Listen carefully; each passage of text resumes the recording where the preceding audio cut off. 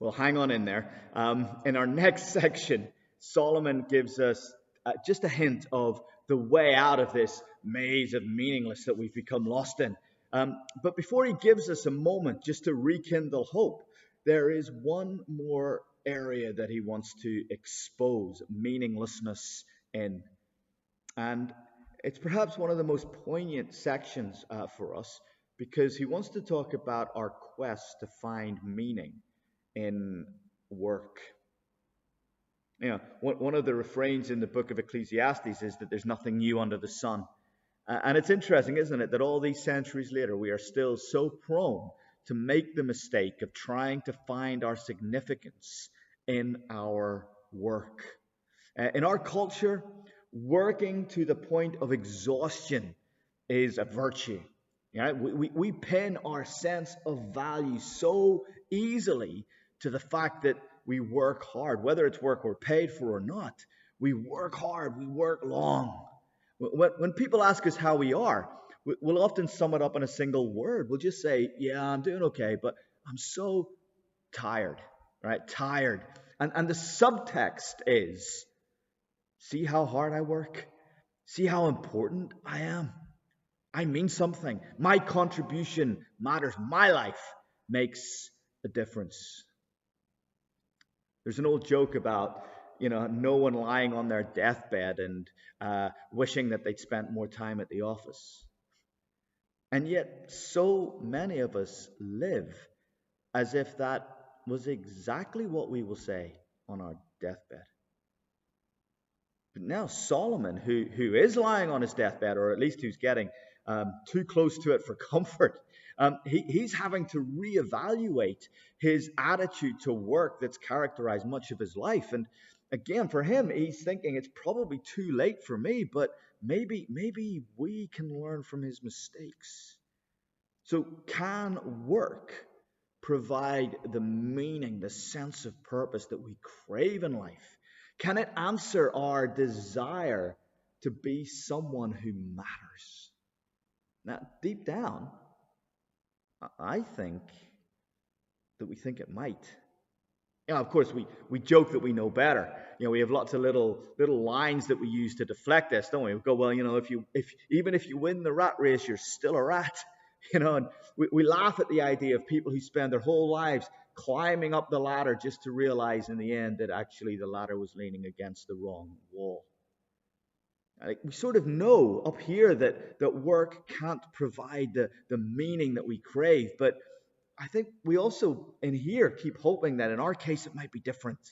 Maybe if I can just get one more rung up, maybe then it'll deliver. And I think that for too many of us, we realize too late that it never delivers. That Solomon was right after all. That the work that is done under the sun, he says, was grievous to me. All of it was meaningless, chasing after the wind. I hated all the things that I had toiled for.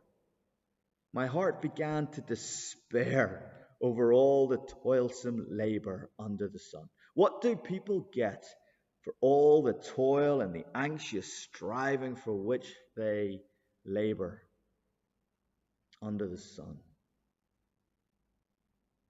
It's one of those passages that could have been written yesterday. See, it turns out that work is a deeply spiritual thing. It doesn't just tire our body or our mind, it tires our soul. And we tend to realize only too late that work can easily become an altar on which we must sacrifice everything, only for it to send us away at the end empty-handed.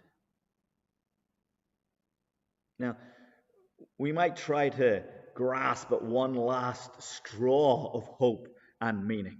Okay, we might acknowledge that it doesn't do us any good. I mean, we can't take it with us, right? You never see a removal van in a funeral cortege. But maybe if I can't take it with me, I can leave it, and at least, if we have them, give our kids a better start in life. Maybe we can leave a legacy of some kind. Wouldn't that give my life of work meaning and purpose? Well, Solomon's thought of that, and he's thought about it, and he's not so sure. You can read in 1 Kings how successful a businessman Solomon actually was.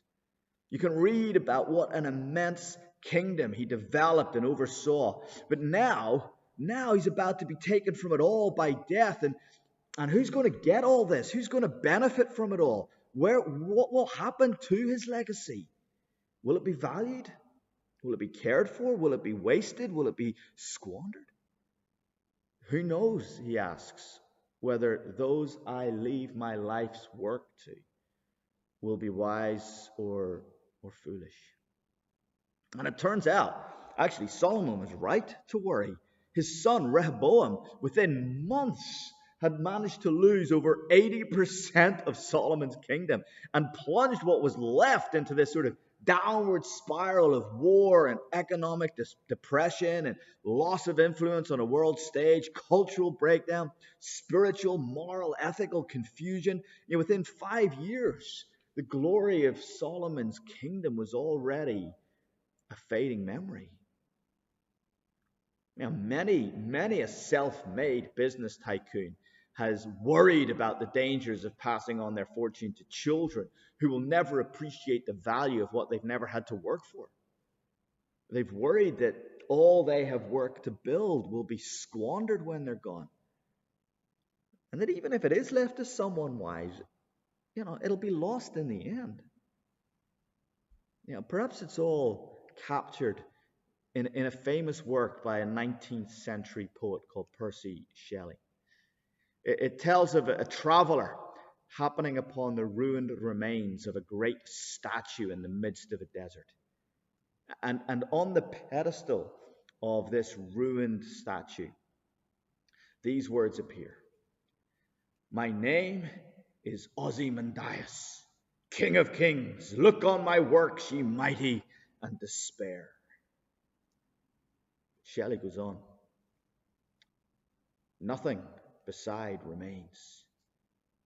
Round the decay of that colossal wreck, boundless and bare, the lone and level sands stretch far away." In the words of Solomon, this too, it's meaningless. Now, perhaps Solomon is despairing or fearing that we are despairing to the point of giving up hope. Why keep reading this book, man? It's so depressing. Well, Solomon isn't quite ready to lead us out of the tunnel yet, but he is about to light a lamp on the way. And we'll get to see what the light reveals in the next few verses.